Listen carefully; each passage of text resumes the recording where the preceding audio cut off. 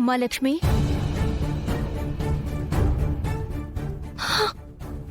ఎక్కడికి వెళ్ళావమ్మా? వదిన్తో బయటికి ఎక్కడికి వెళ్ళావు లక్ష్మి?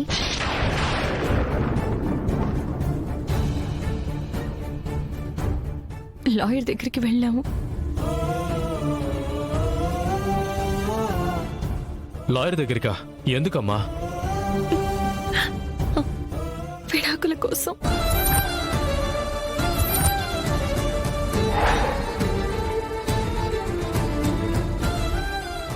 అదేంటి, విడాకుల పేపర్లు అప్పుడే చింపేశాను కదా, ఇంకా విడాకులేంటి?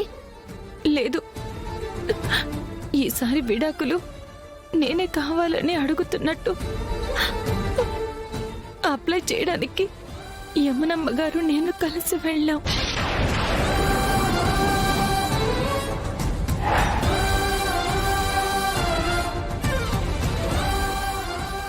అమ్మా లక్ష్మి, నువ్వు విడాకులు కావాలని అప్లై చేయడం ఏంటమ్మా? అసలేమైనా అర్థం ఉందా? వదిన్ చెప్పిందనుకో, నువ్వెలా విడాకులు కావాలని అప్లై చేస్తావు లక్ష్మి? ఏంటమ్మా, ఏం మాట్లాడవేంటి?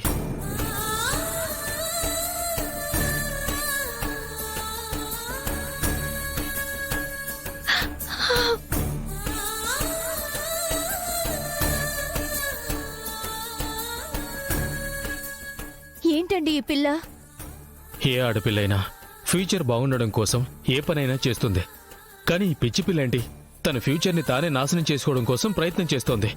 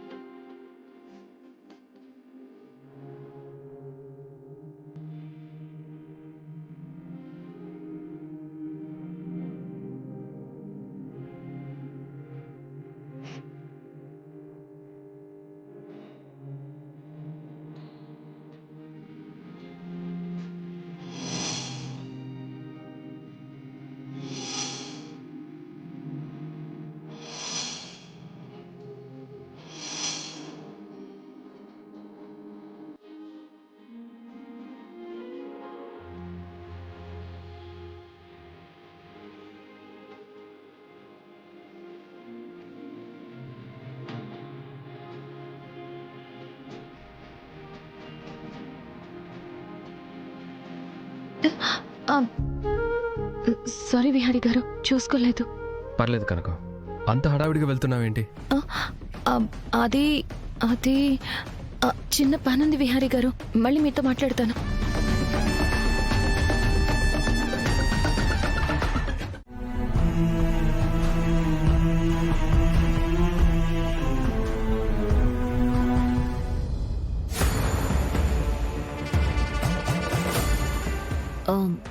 బావా, ఏంటి బావా ఆలోచిస్తున్నావు? ఏం లేదు.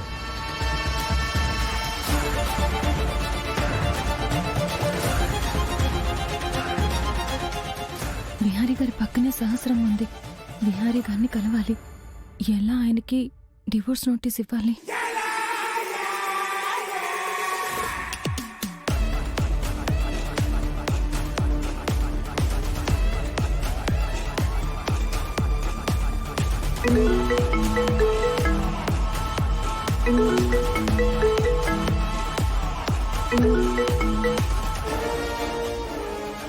హలో. హలో విహారీ గారు, చెప్పు. మిమ్మల్ని ఒకసారి కలవాలి, మీతో మాట్లాడాలి. అలాగా, సరే, మనం ఎప్పుడు కలిసే చోటుకొచ్చి. అలాగే విహారీ గారు.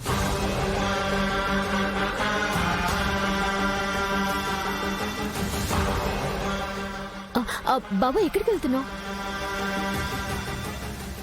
నాకు చిన్న పనుంది. ప్రాజెక్ట్ పనా?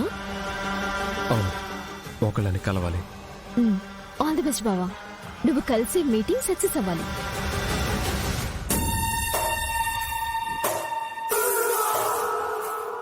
వెళ్ళు బావా, నువ్వు ఆ లక్ష్మిని కలవటానికే వెళ్తున్నావని నాకు తెలుసు. ఆ లక్ష్మి నీకిచ్చే నోటీస్ గురించి కూడా తెలుసు.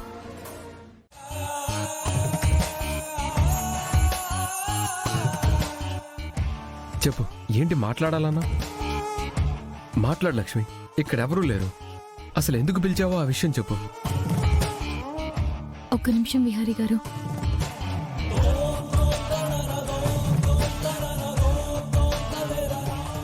ఏంటిది? మీకు ఇప్పుడు కావాల్సింది, నేను ఇవ్వాల్సింది ఇదే. తీసుకోండి విహారీ గారు.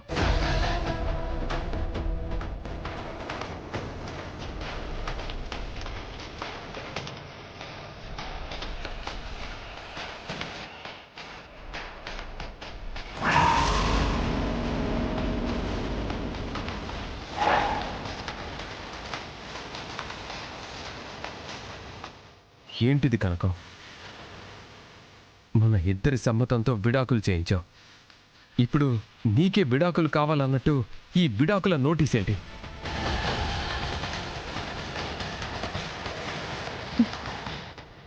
నాకు విడాకులు కావాలి విహారీ గారు. అదే, నీకెందుకు కావాలి? నువ్వు నా నుంచి ఎందుకు విడిపోవాలనుకుంటున్నావు?